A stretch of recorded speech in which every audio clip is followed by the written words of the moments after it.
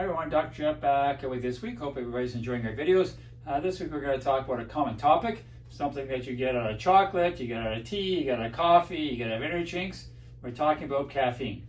Yeah, so caffeine is a stimulant that blocks chemicals that make you feel tired. So this can help to increase concentration, improve focus, and make you feel more awake during the day. Yeah, I used to take caffeine when I did some research back in my days of doing triathlons and marathons and stuff that actually stimulated the production of fat breakdown for energy. So you could go longer with the caffeine. But I also found it really worked, except it also was a diuretic. So usually about 10 minutes of the race, I kind of had to go find a Johnny on the spot with it. But caffeine is a stimulant, as we talked about. So caffeine can really affect your sleep. So that's one thing you really have to watch out for. Because you're not getting enough sleep, it can cause a whole bunch of other issues. Yeah, so caffeine also releases a chemical that increases the production of adrenaline. So this can really impact how you feel stressed. Some people may find that caffeine helps their stress, whereas if they already have like a high baseline level of stress and anxiety, it can actually make this problem worse. And some people get headaches from caffeine, and some people's headaches get better with caffeine. So like any addictive drug, the body's going to crave it. So that's like your first thing in the morning. You need that caffeine fix, so you're getting up and you've got the hand shaking trying to get that coffee in. So it's one thing to help stop a headache from coming on, but also people find that if they have a headache, that if they actually have a coffee or chocolate or something else with caffeine in it, it's actually going to help to take the headache away. Yeah, so how do people that are pregnant or diabetic get affected by caffeine? Yeah, so if you're diabetic, you really have to watch your numbers, because caffeine can really wreak havoc with your insulin levels, so you really have to watch out for that. Also, if you are on heart medication or have heart issues, you really have to watch out for it, because it's going to raise your blood pressure. It's a stimulant, and because it's a stimulant, it's going to actually accentuate any heart issues you actually have.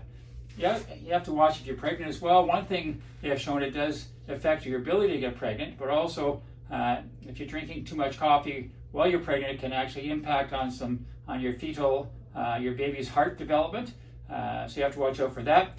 You also have to remember that if you're breastfeeding, that coffee, that stimulant, that caffeine is going to go through your breast milk into the baby, and that might be one reason why your baby's not sleeping very well, because you're actually stimulated with caffeine. You may be wondering how much caffeine is too much caffeine to have in a day. General guidelines recommend 400 milligrams, so 1 cup of coffee at Tim Hortons or 1 energy drink is around 100 milligrams, so 4 of these would be considered okay. However, some people have different tolerances to caffeine, so some people may experience difficulty falling asleep. Yeah, I also might find that, again, you get a little jittery if you haven't had your coffee, because it is an addictive drug. Yep, you may experience increased heart rate. And we talked about your headaches. Some people find without their coffee they get headaches. Other people find if they have a headache, coffee seems to really help. You may find that you're becoming dependent on caffeine just to get through your day. And some digestive issues. Some people find if they're drinking too much coffee, they might get a little constipated.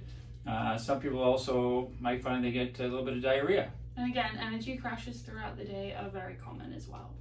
So some tips for a healthier caffeine usage include drinking a decaf coffee instead of a normal coffee if you're just drinking it for the taste. Now we talked about it being diuretic, so make sure you're drinking water as well as drinking your coffee. Try and avoid drinking it any later than noon, so after your lunch maybe try and stop drinking coffee. So it is a stimulant, so you have to watch what your body's telling you, because if it's disrupting your sleep, you're not getting a good sleep, then it could be the coffee or the caffeine. Yeah, so if you're experiencing any of the symptoms we just mentioned, maybe consider reducing your intake and finding different alternatives that work better for you. So caffeine is caffeine is an addictive drug, so you have to kind of watch your usage with it. There's certainly recommendations that we mentioned here with it, but you really have to watch what your body's telling you with it. That if you're getting too much coffee, some of the symptoms we talked about, that may be a sign that you're having too much coffee. But again, it's not just coffee. Caffeine is also in tea and chocolate, a whole bunch of other things. Your Red Bulls. So many students need to study all night, and all they do is drink Red Bulls.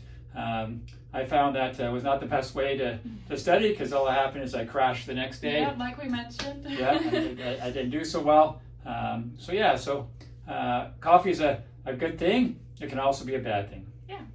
As always, if you enjoyed the video today, make sure you like, subscribe, share with friends. If you have any comments or suggestions for future videos, make sure to tell us either in the clinic or comment down below. And here at Goldsworthy, we've got your back.